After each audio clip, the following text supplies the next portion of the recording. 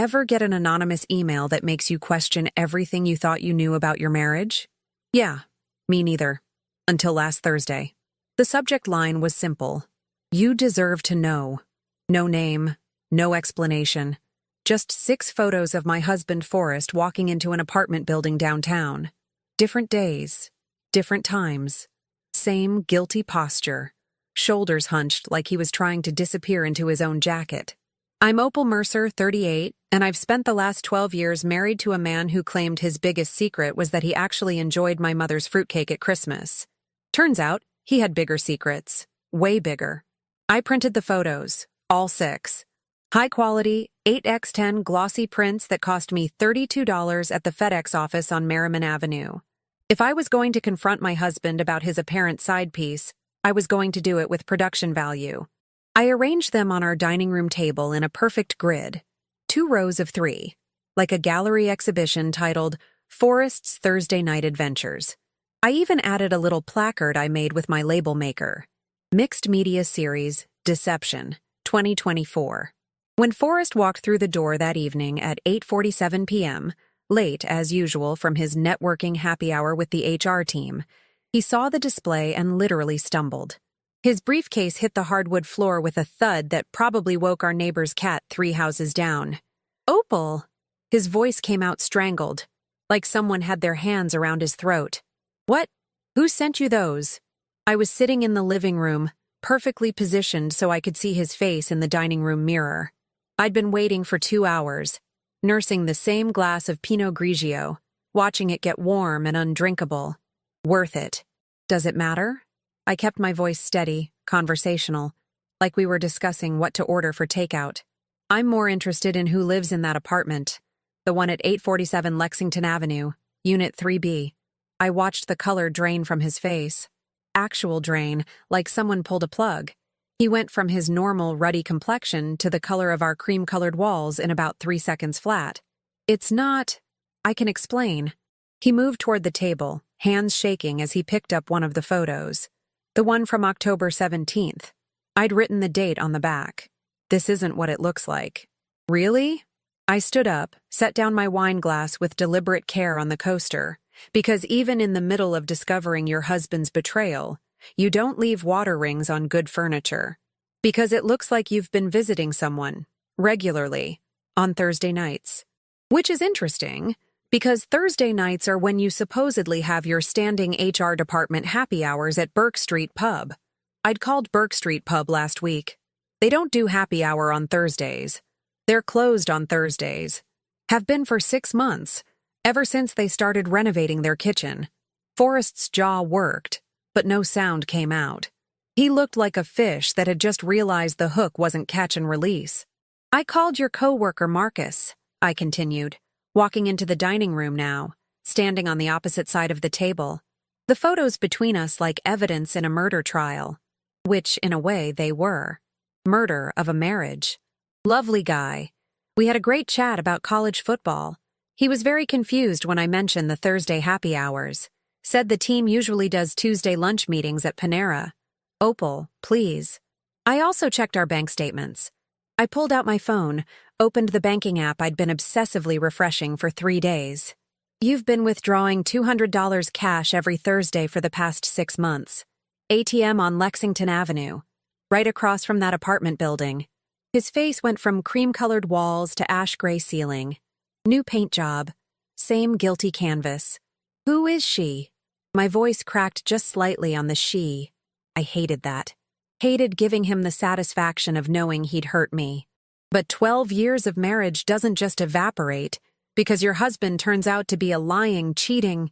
It's not what you think.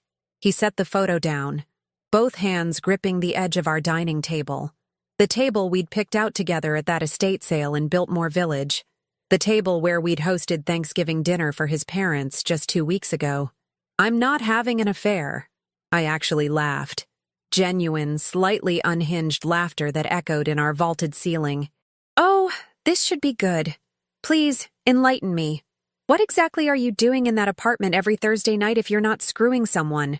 He was quiet for so long I thought he might actually pass out. His knuckles were white against the dark wood of the table. Sweat beaded on his forehead despite the fact that our house was a comfortable 68 degrees. "I'm attending a grief support group," he finally whispered. I blinked. Once. Twice. Processed the words. A what? A support group. For people who've lost their spouses. He wouldn't meet my eyes. "It meets in Sylvie Patterson's apartment. She's a widow. She lost her husband 8 months ago in a car accident. She started the group to help others going through the same thing." The words hung in the air between us like smoke. I could feel my brain trying to compute what he was saying, trying to make it make sense with the evidence in front of me. "You're attending a support group," I repeated slowly, "for widows and widowers." "Yes." "A support group for people whose spouses have died." "Yes." I looked at him. Really looked at him. At his guilty, sweating, panicking face. At his trembling hands. At the way he still couldn't meet my eyes. And then I looked down at myself. At my very much alive body. At my hands, which had just finished surgery on a German shepherd with a torn ACL 3 hours ago. At my scrubs, which still had a small blood stain on the knee from where I'd knelt to comfort the dog's anxious owner. "Forrest," I said slowly, carefully, like I was talking to a spooked horse. "I'm not dead." "I know." "Then why—" I stopped. Realization hit me like a tranquilizer dart, sudden and disorienting. "Oh my God, you told them I was dead." He flinched like I'd slapped him. "You told them I was dead," I repeated, louder now. "You've been going to a grief support group and telling people that I, your very much alive wife, am dead." "Opal, how?" The word came out sharp, surgical. "How did I die, Forrest? What's my cause of death in your little fantasy? Car accident? Cancer? Did I slip in the shower? Trip over one of the dogs at the clinic? Please let me explain." "Oh, I want you to explain." I grabbed one of the dining chairs, pulled it out, sat down, crossed my legs, folded my hands in my lap like I was at a parent-teacher conference. "I want you to explain exactly how you've been mourning your dead wife while she's been home performing emergency surgeries and wondering why her husband is never around anymore. This should be fascinating." Forrest sank into the chair across from me, and I watched my husband, my partner of 12 years, the man who'd promised to love me in sickness and in health, prepared to explain why he'd killed me off 6 months before I actually knew I was dead. And somewhere in the back of my mind a tiny voice whispered, "This is just the beginning." Forrest took a breath so deep I thought he might hyperventilate. "It started 6 months ago. I was lonely." "Lonely." I repeated the word like it was in a foreign language. "You were lonely. So, naturally, the solution was to kill me off and join a grief support group. You're always at the clinic," he said, and there was this whine in his voice that made my teeth hurt. "You work 60, 70 hours a week. We never talk anymore. We never do anything together. So let me get this straight." I leaned forward, elbows on the table. "Instead of, I don't know, suggesting couples therapy or planning a date night, or using your actual words to tell me you were feeling neglected, you decided to fake my death and find comfort with actual grieving people? When you say it like that? How else should I say it, Forrest?" My voice was rising now, all that careful control starting to crack. "You've been lying to vulnerable people, people who are actually suffering real loss. You've been using their pain as your personal therapy session." "It's not like that." He ran his hands through his hair, making it stand up in greasy spikes. He looked like a desperate used car salesman whose lot just got repossessed. "The group, they understood me. They listened. Sylvie especially. She gets what it's like to feel invisible." And there it was. Sylvie, the widow, of course. "Tell me about Sylvie." I kept my voice level, clinical, like I was taking a patient history. "How does she understand you? She's been through so much." His eyes actually got misty. This man was tearing up over another woman's dead husband while his very alive wife sat across from him. Her husband died in a motorcycle accident on Highway 40. They'd only been married 5 years. She's been struggling to figure out who she is without him. "Tragic," I said flatly. "And how exactly did you explain your relationship with me? Your dead wife? Did I get a dramatic death scene, or did you just go with, 'She went to sleep and never woke up'?" He flinched. "Cancer." I said you had cancer. "Cancer," I nodded slowly. What kind? Does it matter? Humor me. What kind of cancer killed me in your little narrative? Pancreatic. He wouldn't look at me. You fought for 8 months, but it was too aggressive. The specificity was somehow worse than the lie itself. He'd thought about this, planned it, probably Googled survival rates and symptoms. 8 months, I said. So by your timeline, I was diagnosed right around March? When I got that promotion to senior veterinarian and started managing the emergency rotation? His silence was answer enough. Wow. I actually laughed, sharp and bitter. So when I was working extra hours because I finally got the position I'd been busting my tail for since vet school, you decided that was your cue to write me out of the show. Very efficient. I didn't plan it. He looked up then, desperate. It just happened. The first time I went, I was just curious. I saw a flyer at the coffee shop. I thought maybe I could understand what patients' families go through when they lose someone. For work. For the employee assistance program. Right, because HR departments definitely need their staff to go deep undercover in grief support groups. The sarcasm was flowing now, acidic and unstoppable. Very normal professional development. But then I started talking to people and they were so kind, so accepting. And when someone asked about my situation, I said my wife had passed. And suddenly everyone was giving me attention, asking how I was doing, checking in on me. So you were catfishing grief. I stood up, needed to move, paced to the window. Our neighborhood looked so normal. The Hendersons' porch light was on. Someone was walking their dog past the mailboxes. Meanwhile, inside our home, I was discovering my husband had committed identity fraud against my own existence. That's what this is. Emotional catfishing. I was going to tell you. I spun around. When? At my funeral? Surprise, honey. You're not actually dead, but I've been telling everyone you are for half a year. Hope you're not mad. I know how it sounds. Do you?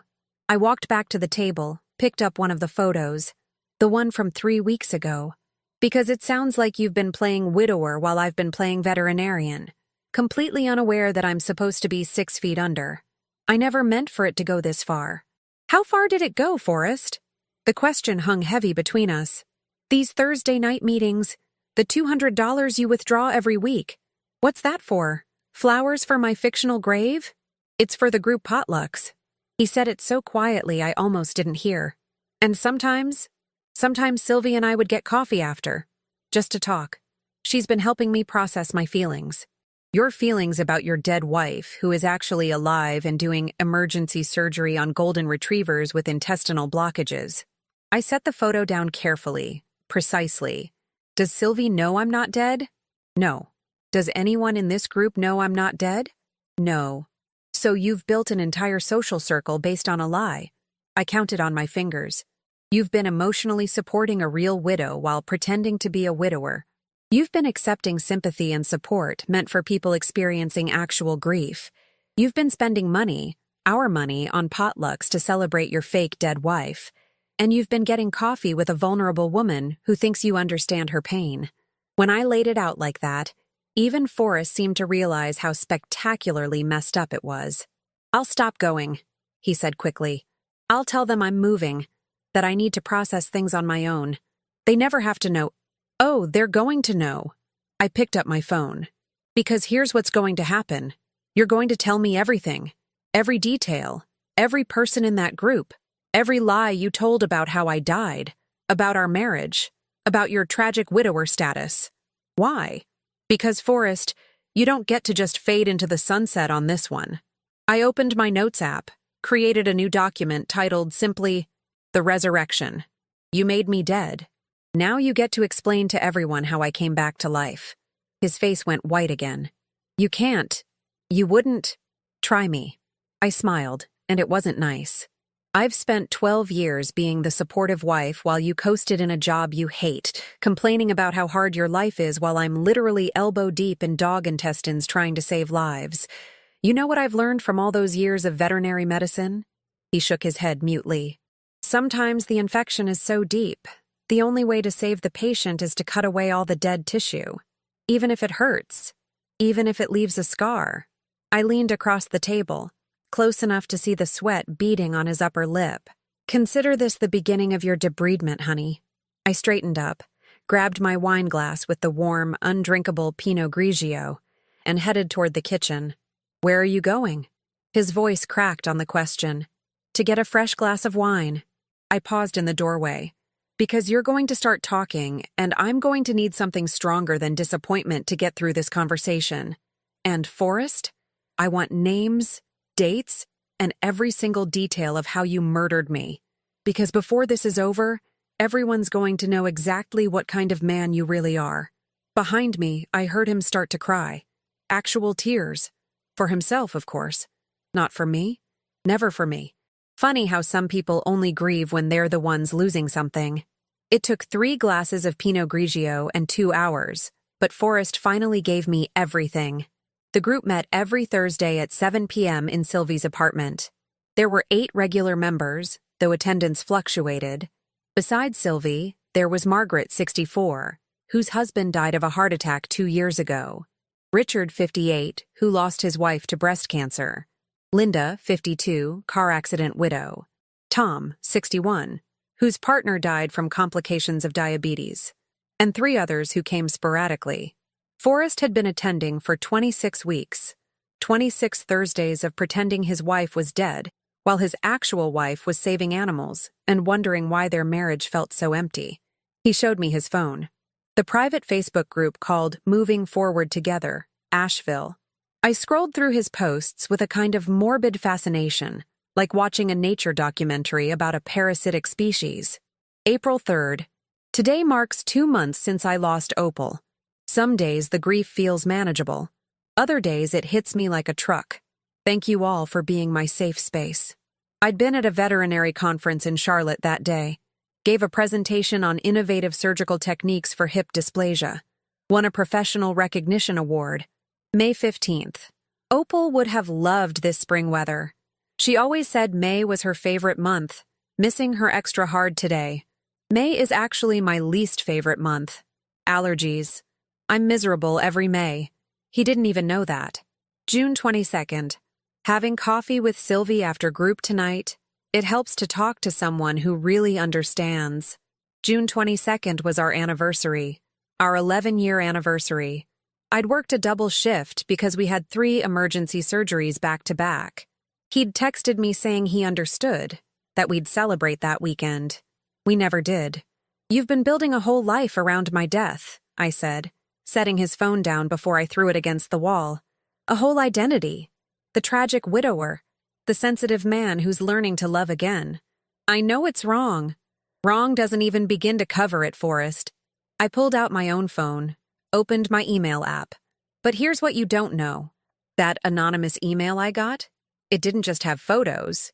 His face, which had started to regain some color, went pale again.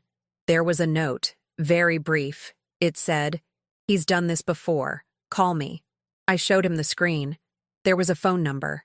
I called it this afternoon while you were at work, before you got home to find your art installation. Who?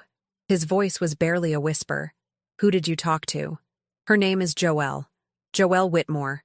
Ring any bells? The way he flinched told me everything. Joelle lived in Charleston. 3 years ago, before we moved to Asheville for my job opportunity. I stood up, started pacing again. The movement helped me think, helped me process. You remember Charleston, right?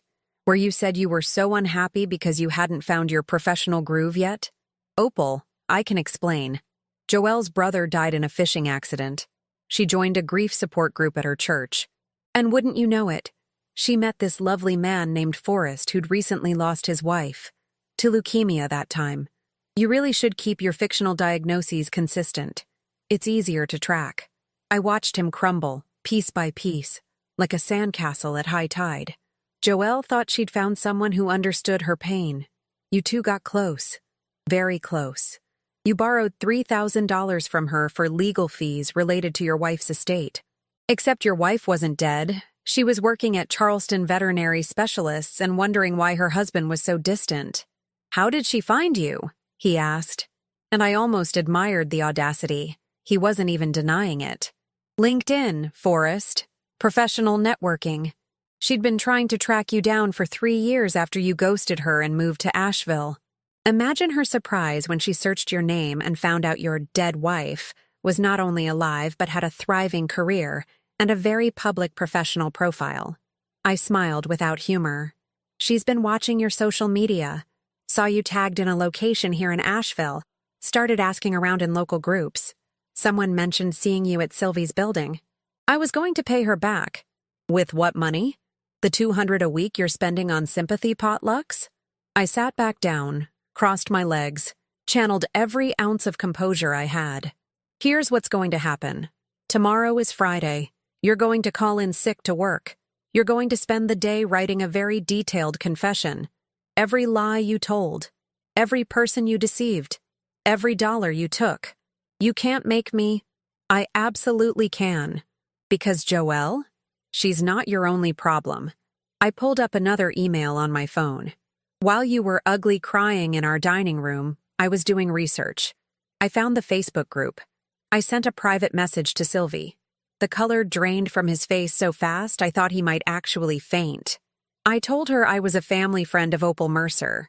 I said I'd recently discovered some concerning information and wanted to speak with her privately. She wrote back within 10 minutes. I showed him the screen. We're meeting tomorrow, for lunch, at Tupelo Honey on College Street. You can't. He stood up abruptly, chair scraping against hardwood. You'll ruin everything. Everything is already ruined, Forrest. You ruined it 6 months ago. Actually, you ruined it 3 years ago in Charleston. I'm just the demolition crew coming in to clear the rubble. Please. And now he was begging, actual tears streaming down his face. Please, Opal. I'll do anything. I'll quit the group. I'll go to therapy. Real therapy. We can work on our marriage. Our marriage? I laughed, sharp and cold. Forrest, you killed me. In your mind, in your stories, in your little support group fantasy world. You murdered me so you could get attention and sympathy and whatever emotional validation you couldn't be bothered to work for in our actual relationship. There is no marriage to work on. There's just a death certificate you never filed and a resurrection you never planned for. I stood up, grabbed my purse from the counter. I'm going to Beatrix's house tonight. You're going to stay here and think very carefully about what you've done. And tomorrow, you're going to help me fix this. All of it. Where are you going? Panic edged his voice. To talk to my best friend. To tell her that her instinct 6 months ago was right. That something was off with you. To start planning how we're going to handle this nightmare you've created. I headed for the door, paused with my hand on the knob. Oh, and Forrest, pack a bag. Because whether or not you cooperate, you're not living in this house much longer. You're kicking me out? No. I turned back, gave him the coldest smile I could manage. I'm evicting a ghost. Because according to you, I'm the only one who actually lives here. You died 6 months ago, remember? When you decided our marriage wasn't worth fighting for. I walked out into the November night, leaving my husband, my soon-to-be ex-husband, alone with his lies. Beatrix lived 15 minutes away in a condo near downtown. I called her on the drive over, hands shaking so badly I almost pulled over twice. Opal? It's almost midnight, He told people I was dead. The words tumbled out, raw and jagged. He's been going to a grief support group. For 6 months. Pretending I died of cancer. Silence. Then, I'm putting on coffee. Drive safe. And Opal? Bring everything. Every shred of evidence. Because we're going to burn his entire world down.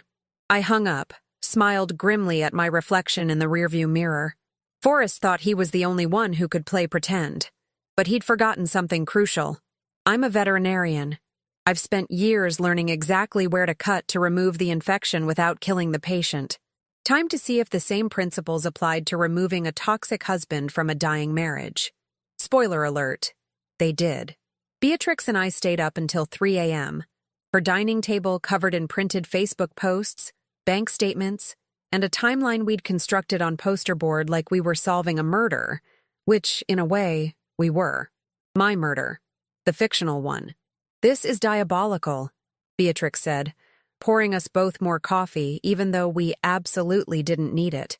Like, this is sociopath-level manipulation. And he did it twice. I circled Charleston on our timeline. That we know of. Who's to say there wasn't a grief group in whatever city he lived in before Charleston?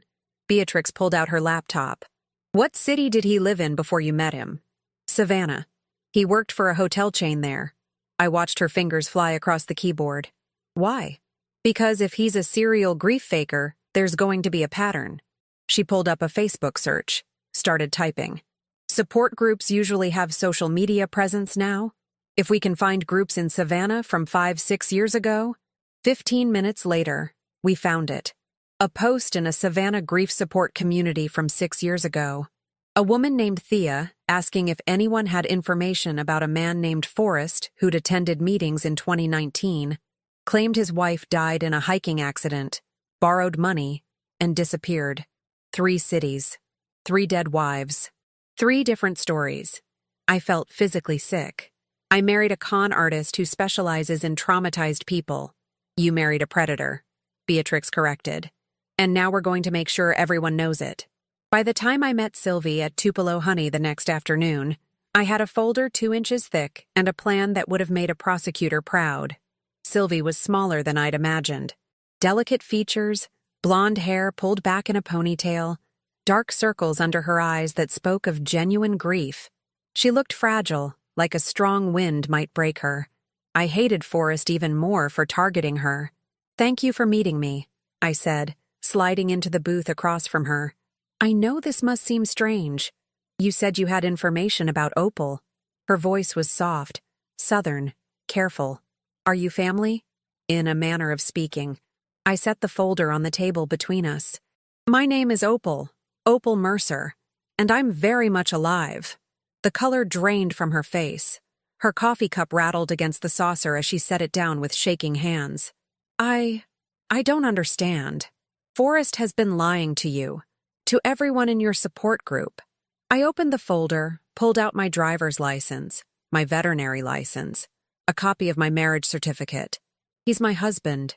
We've been married for 12 years. I never had cancer. I never died. He invented my death so he could infiltrate your group and manipulate vulnerable people. Sylvie stared at the documents like they were written in a foreign language. No, that's not. Forrest wouldn't. He would. He did. I pulled out the printed Facebook posts, laid them in front of her one by one. April through November. 26 weeks of lies. And Sylvie, you're not the first. I told her about Charleston, about Joelle and the $3,000, about Savannah and Thea. I watched her face cycle through disbelief, denial, and finally, devastating understanding. He said I was special, she whispered. He said he felt a connection because we both understood loss. He's a parasite. I kept my voice gentle but firm. He finds people in pain and feeds on their trauma. He did it to you, to Joelle, to Thea, and he did it to me, his actual wife, by erasing my existence so he could play the victim. Sylvie's hands were shaking so badly she had to clasp them together. The rest of the group, Margaret, Richard, Linda, they all think they've been supporting a genuine widower. They've opened their hearts and their wallets and their trust to a con artist. I pulled out the final document. This is a statement I've prepared. It outlines everything. I'm planning to attend Thursday's meeting to tell everyone the truth. You can't. Sylvie looked up, eyes wide with panic. It'll destroy the group. These people, they're fragile. Margaret just started coming out of her depression. Tom finally stopped having panic attacks. If they find out they've been manipulated like this, they deserve to know the truth, I said quietly. And they deserve to know so they can protect themselves. Because men like Forrest, they don't stop. They just find new hunting grounds. Sylvie was quiet for a long moment, staring at the papers spread across our table like evidence at a crime scene. What do you need from me? She finally asked. I need you to let me come to Thursday's meeting. I need you to support me when I tell them. And I need you to file a report with the police about the money he borrowed from you. Her head snapped up. He didn't borrow money from me. Not yet. I pulled out printed messages from the Charleston case. But look at the pattern. He builds trust for months. He creates emotional intimacy. And then, once he has you hooked, comes the financial ask. It's always framed as temporary. Always an emergency. Always something that plays on sympathy. Sylvie's face hardened. He asked me 2 weeks ago if I knew any good divorce lawyers. Said he was helping a friend at work whose wife was trying to take everything in the split. Wanted to know if I could recommend someone affordable. Let me guess. He mentioned money was tight because of medical bills from my fictional cancer treatment. He said the debt was crushing him. There is no debt. I pulled out our joint bank statements. Our finances are fine. Better than fine. I make good money. We have savings. He's not drowning in medical bills because there were no medical bills because I never had cancer because I'm not dead. I watched her process it. Saw the moment true anger replaced shock. That son of a... She stopped herself, pressed her lips together. I'm sorry. I don't usually curse, but feel free. I smiled grimly. I've been cursing steadily since Thursday night. She pulled out her phone. I'm texting Margaret, and Richard, and Linda. Everyone needs to know before Thursday. We need to be prepared. There's one more thing. I pulled out the final page. I contacted a reporter at the Asheville Citizen-Times. They're interested in running a story about predators in grief support groups. They want to interview victims. It's a chance to warn other groups, other vulnerable people. Sylvie looked up, something fierce flickering in her eyes. When? Next week. After we confront him on Thursday. After everyone knows what he is. I'm in. She straightened her shoulders, and I saw a glimpse of who she'd been before grief broke her. And I'm calling Joelle. She deserves to be part of this too. We spent the next hour coordinating. Sylvie called Margaret, who called Richard, who called Linda. By 5 p.m., every member of the group knew the truth. By 6 p.m., we had a plan. Thursday's meeting would proceed normally. Forrest would arrive expecting his usual sympathy and attention. And then I would walk in. Very much alive. Very much furious. Very much ready to watch his carefully constructed fantasy world implode. Sylvie walked me to my car. I almost fell for him, you know.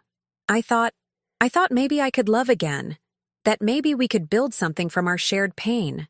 He counts on that, I said. He counts on people being too kind, too trusting, too damaged to see the manipulation. Not anymore.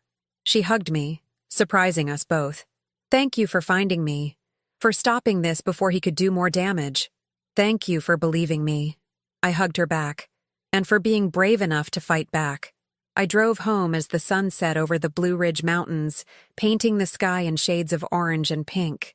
Forrest's truck wasn't in the driveway. Good. I'd told him to stay with his brother. His actual brother this time. The one he'd lied about visiting. Inside, the house felt different. Lighter somehow, despite everything. Maybe because I wasn't carrying the weight of a failing marriage anymore. I was carrying the weight of justified rage, which somehow felt cleaner. My phone buzzed. A text from Beatrix. Joelle is flying in Wednesday. She wants to be there Thursday. Also, the reporter wants to meet with you tomorrow. And Opal? I'm so proud of you. I smiled, poured myself a glass of wine, a good one this time, not the cooking wine I'd been stress drinking, and sat on my back porch watching the sunset. Somewhere out there, Forrest was panicking. Realizing his lies were unraveling faster than he could spin new ones, wondering how badly this would end for him. I raised my glass to the sunset, not nearly as badly as he deserved, but we were getting there. Thursday arrived like a reckoning dressed in autumn leaves and cool mountain air. I dressed carefully that morning, professional but approachable. Navy blazer, white blouse, dark jeans. The kind of outfit that said, I'm a competent adult who absolutely did not die of pancreatic cancer 6 months ago. I even wore the necklace Forrest gave me for our 10th anniversary. A little twist of the knife, if you will. Joelle arrived at my house at 5 p.m. She was taller than I'd imagined, with sharp eyes and a firmer handshake than Forrest probably remembered. We didn't need many words. We understood each other perfectly. Two women who'd been erased by the same man for completely different reasons. Ready to resurrect? She asked with a grim smile. Been ready since Thursday. I grabbed my folder of evidence. Let's go haunt a grief group. Sylvie's apartment was on the 3rd floor of a renovated building downtown, the kind with exposed brick and too expensive rent. When we arrived at 6:45 p.m., the group was already gathering. Through the window, I could see Forrest sitting on the couch, coffee cup in hand, playing the part he'd perfected over 26 weeks. Margaret answered Sylvie's door, her eyes kind and knowing. "You must be Opal. Come in, dear. We've been waiting." The living room fell silent as Joelle and I walked in. Forrest's coffee cup slipped from his fingers, hitting the hardwood floor with a crash that sounded like a gunshot in the quiet room. Brown liquid spread across the floor like a crime scene chalk outline. "Hello, Forrest." I kept my voice steady, pleasant even. "Surprised to see me? I know I'm supposed to be dead, but I had this funny thing happen where I kept on living." His mouth opened and closed like a fish drowning in air. "Opal, I can explain." "Oh, I think we're past explanations." I turned to the group, saw their faces ranging from confusion to dawning horror. "My name is Opal Mercer. I'm a veterinarian here in Asheville. I've been married to Forrest for 12 years. And I've never had cancer, never been sick, and definitely never died. But apparently in this room, I've been dead for 6 months." Richard stood up, his face reddening. "This is some kind of sick joke." "It's not a joke. It's a con." Joelle stepped forward. "My name is Joelle Whitmore. 3 years ago in Charleston, Forrest told me his wife died of leukemia. He borrowed $3,000 from me for legal fees and then disappeared when his job transferred him to Asheville. I've been looking for him ever since." Margaret sank into her chair. "Oh, my Lord. There's also Thea in Savannah," I continued, opening my folder. "Hiking accident 6 years ago. Same pattern. Build trust, create intimacy, borrow money, vanish. He's been doing this for years, targeting grief support groups because he knows the people there are vulnerable and trusting and desperate for connection." Tom's voice shook with rage. "We opened our hearts to you. We shared our darkest pain with you." "I know," Forrest whispered. "I know. And I'm sorry. I'm so sorry. Sorry doesn't cut it." Sylvie stood up, her small frame somehow commanding the entire room. "You made us believe you understood our suffering. You let us comfort you. You took our energy, our time, our trust, resources we barely had, and you used them to feed your ego." "It wasn't like that," he tried. "It was exactly like that." I pulled out the printed Facebook posts, let them flutter to the coffee table like accusations. 26 weeks of performed grief, of calculated manipulation. You didn't just lie to these people, Forrest. You weaponized their trauma against them. Linda was crying now, angry tears streaming down her face. "I told you about my husband's last words. I told you things I've never told anyone. And you were just, what? Playing pretend?" "I was lonely," he said desperately. "My marriage was falling apart. Our marriage was fine until you decided it wasn't." I felt my composure crack slightly, let the real anger show. I was working hard, building my career, trying to make a life for us. And instead of talking to me, instead of fighting for what we had, you killed me off and went shopping for sympathy from people who'd actually lost something. The room was silent except for Linda's quiet crying and the sound of Forrest's ragged breathing. Margaret stood up slowly, walked over to him. For a moment, I thought she might comfort him. Old habits die hard in caregivers. Instead, she looked him directly in the eyes and said, "Get out. Get out of this apartment and out of our lives. You don't belong in a space meant for healing. You're the wound." Forrest looked around the room, desperate for an ally. Found none.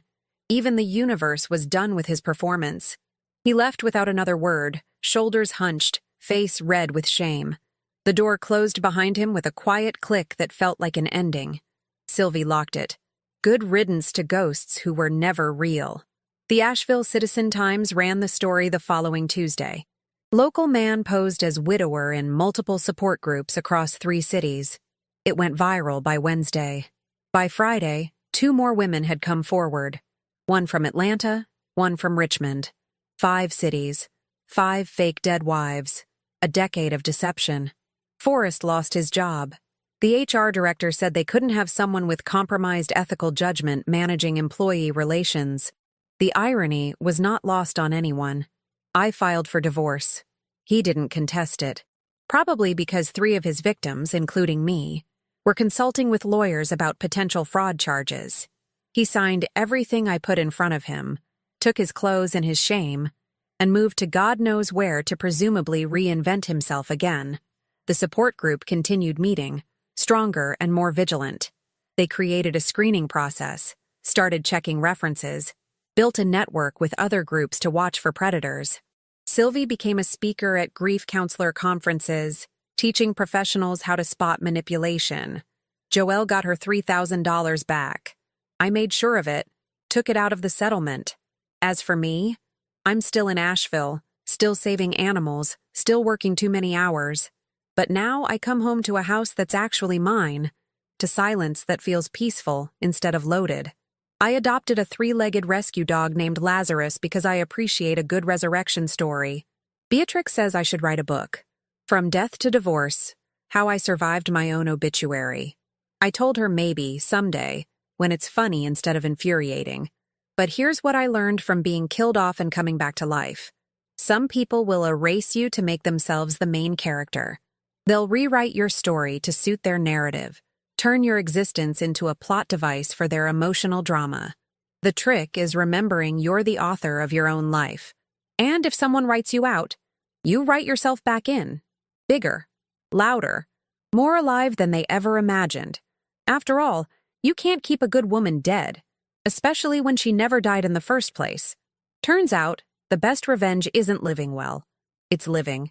Period. Visibly. Undeniably. With absolutely zero permission from the people who tried to bury you. And if that haunts them, well, some ghosts are meant to rattle chains. And that wraps up today's story. Now we want to hear from you. Where are you watching from? Drop your city or country in the comments, and let's see how far these stories reach. If this story moved you or gave you chills, give it a like, share, and subscribe for more powerful stories. One last thing, rate the story from 1 to 10 in the comments. Your feedback helps us bring you even better ones next time. Thanks for watching. We appreciate you being part of this storytelling journey.